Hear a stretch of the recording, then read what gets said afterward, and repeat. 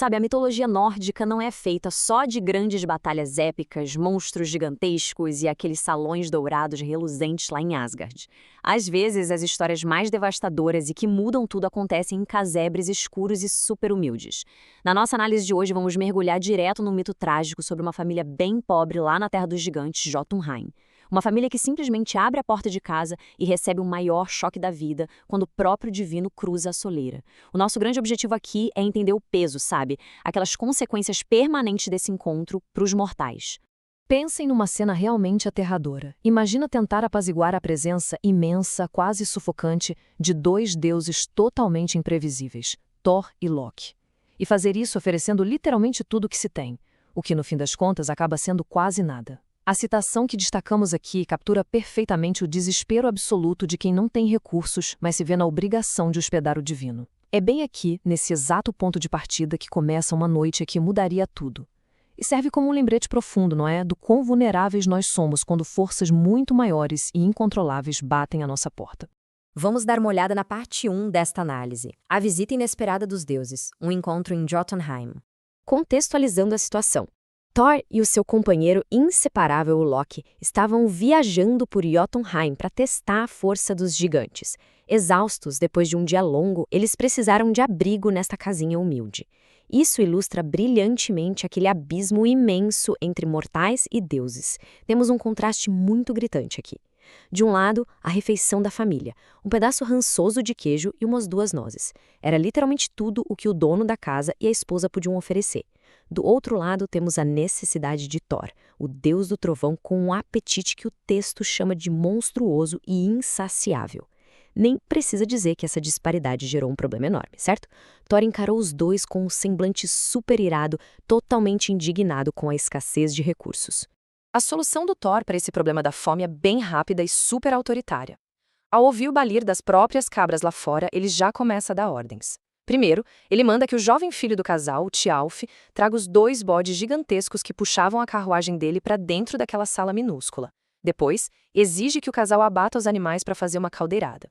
O velho tenta protestar, completamente aterrorizado com a ideia de tocar, muito menos matar, as cabras sagradas de um deus. Mas Thor simplesmente ignora o pânico do velho e manda seguir em frente. E isso nos leva à próxima etapa da história, o banquete mágico e as regras de Thor. Diante da hesitação dos mortais que estavam morrendo de medo de cometer um sacrilégio, a raiva de Thor só aumenta. Ele então grita para que o próprio Loki faça o serviço. E o Loki, claro, cumpre a ordem na hora. Em pouco tempo, temos uma imensa caldeirada com os pedaços das 2 cabras fervendo num caldeirão enorme.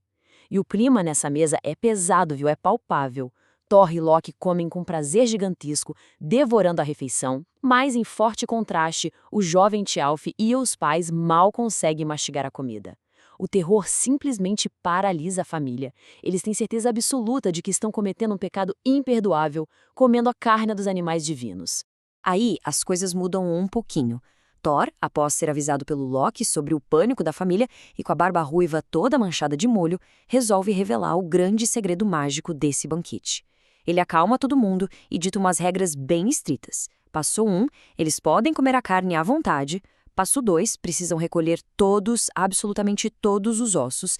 E o passo 3, colocar os ossos direitinho dentro das respectivas peles. Ele promete que, se fizerem isso, no dia seguinte os animais estarão inteiros outra vez.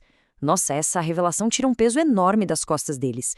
O terror vira alívio na mesma hora, e o rosto da família finalmente se ilumina. Eles conseguem comer com gosto e alegria.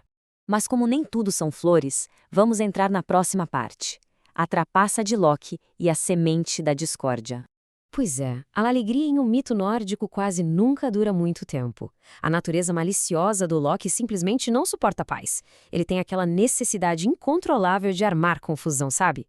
Vendo que sobrou só um monte de ossos lisos no caldeirão, ele chega de mansinho perto do Thjalfi, e aí, de um jeito super matreiro e conspiratório, ele cochicha bem no ouvido do garoto: abra um deles e chupe o tutano, dizendo que não existia nada mais saboroso. É literalmente a personificação da tentação atacando de forma certeira, bem no momento da nossa maior fraqueza e necessidade. É fascinante, mas também muito trágico ver como a fome absoluta cega a nossa razão. O jovem Tialf, que não sabia o que era comer carne há meses, segue o conselho do deus de olhos fechados. Ele vai lá, quebra um único osso, saboreia o petisco escondido ali dentro e devolve o osso quebrado para a pele junto com os outros. Ele não faz a menor ideia de que esse pequeno e supostamente inofensivo ato de gula acabou de abrir a porta para a ruína total da família. É uma lição pesada. Um único momento de deslize, uma decisão irracional, pode ter repercussões para o resto da vida. Depois da refeição, todo mundo vai deitar. E a linha do tempo dessa noite agonizante se desdobra em contrastes brutais. O texto nos conta que nunca existiu uma noite tão disparatada. Pensa bem, anoitece e os deuses apagam, roncando tão alto que parecem tubas gigantes. Enquanto isso, na madrugada, os mortais ficam de olhos arregalados de medo naqueles leitos miseráveis. Eles não conseguem parar de olhar para as peles cheias de ossos. E quando tentam fechar os olhos, a única coisa que vem à mente são visões angustiantes das cabras desconjuntadas e do Deus tomado por uma fúria destrutiva ao amanhecer. Uma verdadeira tortura psicológica. E assim chegamos ao grande clímax, a ira de Thor e o preço da gula. O amanhecer traz o ápice absoluto da tensão. Assim que o sol nasce, o velho pai, exausto e apavorado, vai humildemente falar com o Thor, que tinha acabado de acordar. Imagina a cena.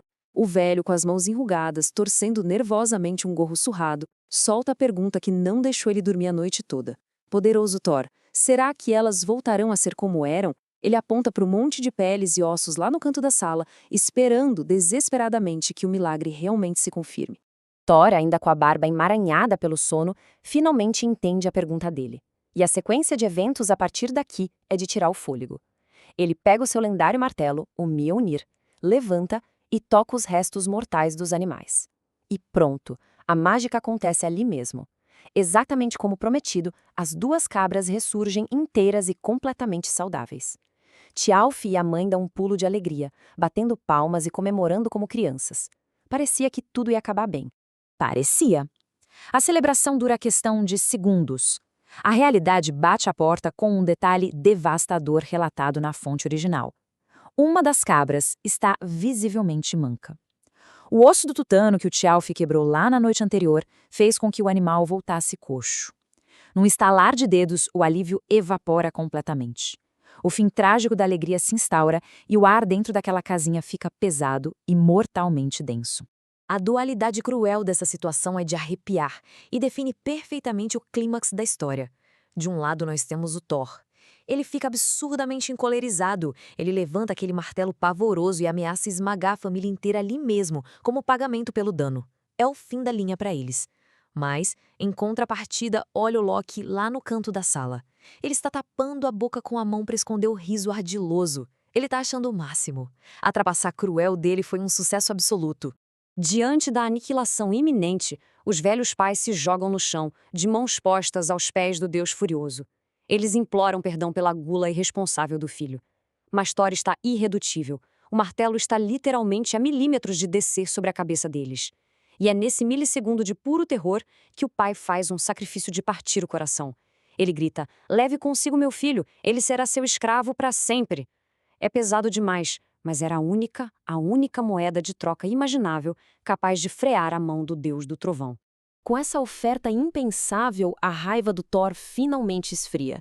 Ele aceita o acordo, se vira e caminha para a porta. Ele leva junto não só o Loki, o grande arquiteto dessa desgraça, mas também o jovem Tialf. O texto nos mostra a triste resolução dessa narrativa. Tialf acaba se tornando o servo predileto e inseparável do Thor nas lendas vindouras. Mas para trás, naquela casa humilde, o que fica? Ficam dois pais que perderam para sempre a luz e o ânimo da própria velhice. No fim das contas, toda essa sequência de eventos nos empurra para uma reflexão bem forte.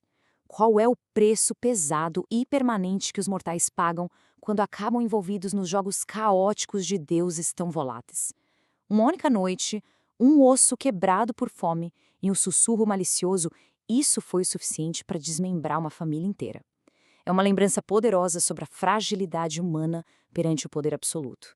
E principalmente mostra como as nossas escolhas, naqueles momentos de maior desespero, podem selar o nosso destino para sempre. E aí, qual é a lição que a gente leva disso tudo?